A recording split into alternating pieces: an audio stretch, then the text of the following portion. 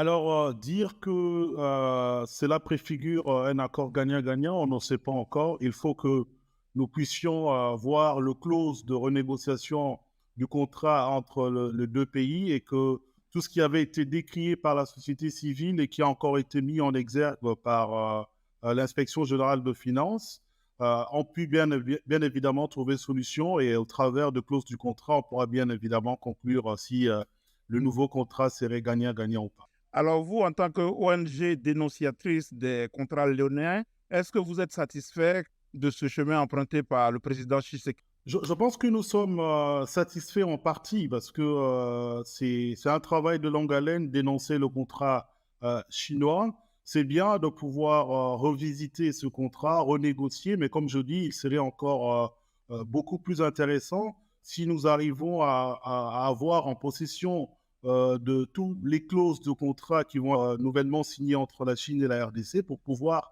apprécier.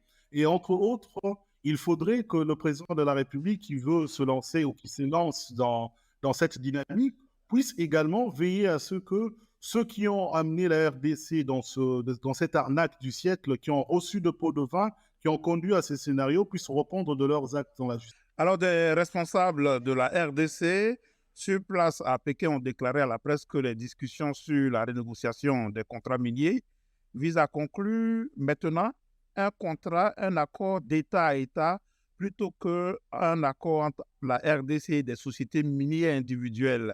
Est-ce que ce paradigme rencontre vos souhaits, étant donné que votre ONG est pionnière de la dénonciation des contrats chinois en RDC? Je pense que c'est déjà un pas. C'est toujours intéressant pour un État de pouvoir discuter directement avec un autre État plutôt que de passer par des acteurs privés.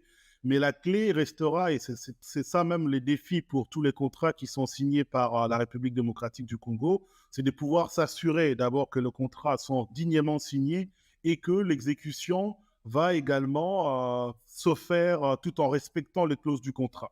Je pense que pour nous, ce qui serait plus important, c'est de pouvoir analyser, une fois que cette renégociation sera bouclée, de pouvoir passer au peine fin toutes les clauses du contrat, comme je l'ai dit tantôt. Et c'est seulement en ce moment-là que nous pourrons nous prononcer sur le fait que ce contrat bénéficie bien évidemment au peuple congolais ou pas.